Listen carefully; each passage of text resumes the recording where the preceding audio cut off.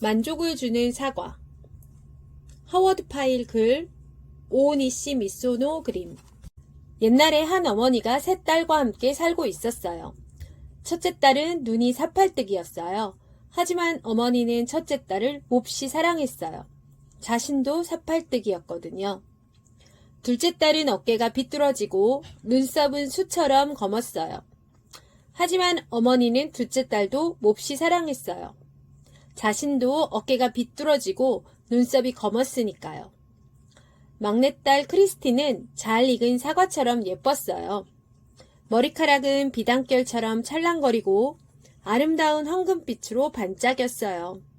하지만 어머니는 막내딸을 조금도 사랑하지 않았어요.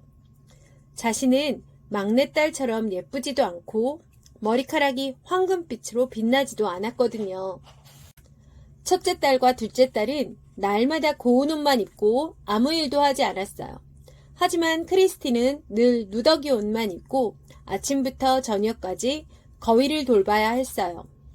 첫째 딸과 둘째 딸은 날마다 흰 빵을 먹고 신선한 우유도 양껏 마셨어요. 하지만 크리스티는 빵 부스러기조차 배불리 먹지 못해 늘 배가 고팠답니다. 그러던 어느 날 아침이었어요. 그날도 크리스티는 거위를 몰고 산으로 향하고 있었죠. 먼지가 폴폴 나는 길을 걸으며 크리스티는 부지런히 뜨개질을 하고 있었어요. 그러다 개울에 놓여있는 다리를 건널 때였어요. 오리나무 가지에 모자가 걸려있는 게 보였어요. 꼭지에 은방울이 달린 빨간 모자였어요. 모자가 어찌나 귀엽고 예쁘던지 크리스티는 집에 가져가고 싶었어요. 그래서 모자를 주머니에 넣고 다시 거위떼를 몰았죠. 그때 누군가가 부르는 소리가 들렸어요. 뒤를 돌아다 보니 이상하게 생긴 작은 노인이 서 있었어요. 머리는 양배추만큼 커다랗고 다리는 짧고 앙상한 노인이었죠. 왜 그러세요? 크리스틴이 물었어요. 그 모자는 내 거란다. 그러니 어서 모자를 돌려주렴. 그 모자가 없으면 산속에 있는 집에 갈 수 없단다. 그럼 왜 모자를 나뭇가지에 걸어두셨어요? 낚시를 하는데 바람이 불어 모자가 물에 빠졌단다. 그래서 말리려고 나뭇가지에 걸어뒀던 거야. 자, 이제 모자를 돌려주렴. 모자를 드리면 제게 무얼 줄 건데요? 5달러를 주마. 아니, 100달러라도 줄 수 있지. 하지만 전 돈을 좋아하지 않는걸요. 돈 말고 무엇을 주실 수 있죠? 그렇다면 이걸 주마. 이건 만족의 사과씨란다. 이 씨를 심으면 황금 사과가 열리지. 누구나 사과를 보면 갖고 싶어 한다라지만 너 말고는 아무도 딸 수 없을 게다. 네가 배고플 때 먹을 것이 되어줄 거고 네가 추울 때는 따뜻한 옷이 되어줄 거야. 사과를 따면 그 자리에 또다시 사과가 열리지. 자, 이제 모자를 돌려줄 수 있겠니? 좋아요. 그런 씨앗이라면 모자를 드리겠어요. 크리스티는 씨앗을 받고 모자를 건네주었어요. 작은 노인은 모자를 쓰자마자 휙 하고 사라져버렸죠. 크리스티는 집으로 돌아와 자기 방 창가에 씨를 심었어요. 다음 날 크리스틴이 창밖을 내다보니 이게 웬일일까요?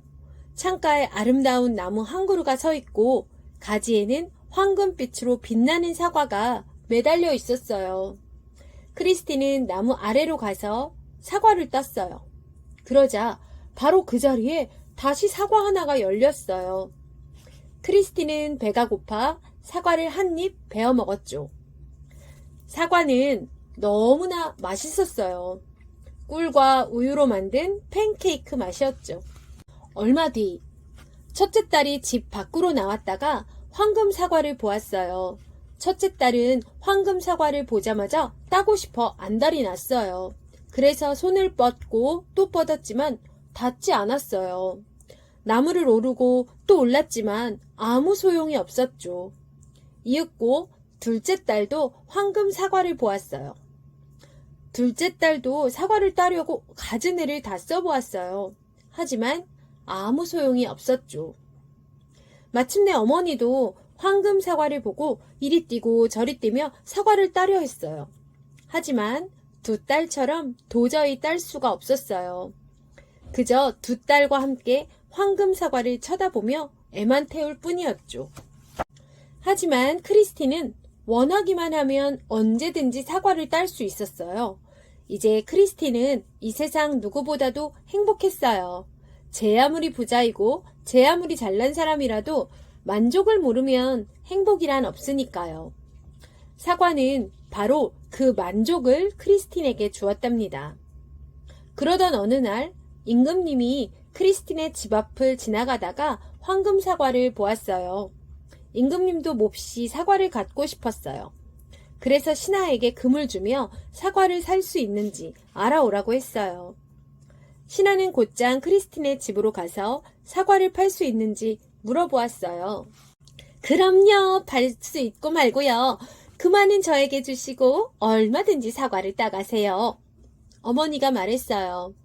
그래서 신하는 금을 어머니에게 주고 사과를 따려고 했어요. 깡총깡총 뛰고 나무에 기어오르고 가지도 흔들어 보았어요. 하지만 아무 소용이 없었죠.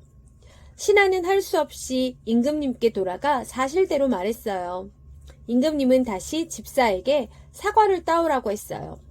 하지만 집사도 빈손으로 돌아와야 했어요. 마침내 임금님이 몸소 사과를 따려 했어요. 하지만 임금님 역시 사과를 따지 못한 채 돌아가야 했답니다. 그날부터 임금님은 자나 깨나 사과 생각만 했어요. 너무나 사과가 먹고 싶어 몸살이 날 지경이었어요. 누구나 그렇듯이 가질 수 없는 것일수록 더욱더 간절히 갖고 싶은 법이니까요. 마침내 임금님은 그 나라에서 유명한 현인을 불러왔어요. 현인이 말했어요. 그 나무의 주인만이 사과를 딸 수 있습니다. 사과를 판 여자의 딸 중 하나가 바로 주인입니다. 임금님은 당장 말을 타고 크리스틴의 집으로 달려갔죠. 마침 집에는 어머니와 두 딸만이 있었어요. 크리스틴은 아침 일찍 거위를 몰고 산으로 갔거든요. 임금님이 물었어요. 사과나무의 주인이 누구냐? 어머니가 대답했어요. 첫째 딸의 나무입니다. 나를 위해 사과를 따주면 그 딸을 왕비로 삼겠느니라. 그러니 어서 사과를 따게 하거라. 그러자 어머니가 말했어요. 먼저 궁전으로 돌아가시면 딸에게 사과를 따서 들고 가게 하겠습니다. 그래서 임금님은 궁전으로 돌아가고 어머니와 두 딸은 크리스틴을 찾으러 산으로 올라갔어요. 어머니는 크리스틴에게 당장 사과를 따오지 않으면 우물에 빠뜨려 버리겠다고 말했어요. 그래서 크리스틴은 사과를 따주었죠. 첫째 딸은 사과를 종이에 싸서 임금님을 찾아갔어요. 그래, 사과를 가져왔느냐? 임금님이 묻자 첫째 딸이 대답했어요. 그럼요. 종이에 곱게 싸우기까지 한걸요. 첫째 딸은 이렇게 말하며 사과를 싼 종이를 펼쳤어요. 하지만 종이 안에 있는 것이라곤 딱딱한 돌덩어리 뿐이었어요. 임금님은 화가 나서 발을 쿵쿵 굴렀어요. 당장 첫째 딸을 내쫓아 버렸죠. 임금님은 집사를 크리스틴의 집으로 보냈어요.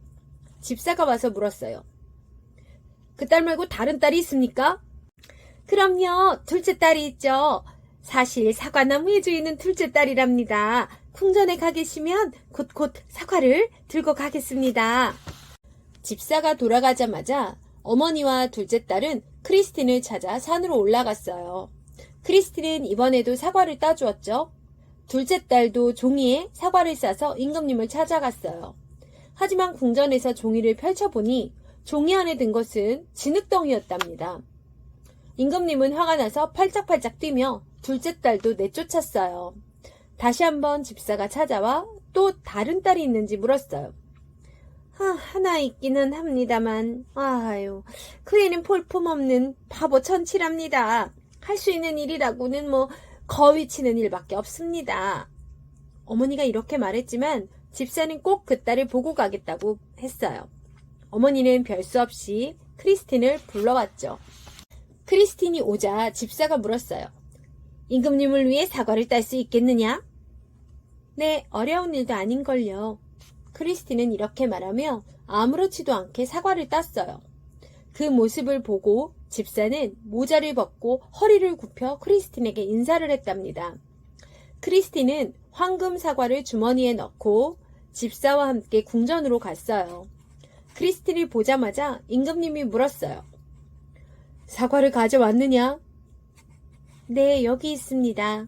크리스틴은 주머니에서 사과를 꺼내며 말했어요. 임금님은 기뻐하며 한 입 크게 사과를 베어 먹었어요. 그러자 크리스틴이 너무나 아름답게 보였어요.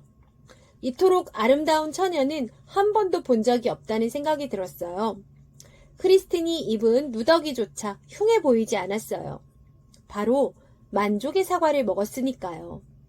이렇게 해서 크리스틴은 임금님과 결혼을 했답니다. 무척 성대한 결혼식이었어요. 크리스틴의 어머니와 두 언니도 결혼식에 참석했죠.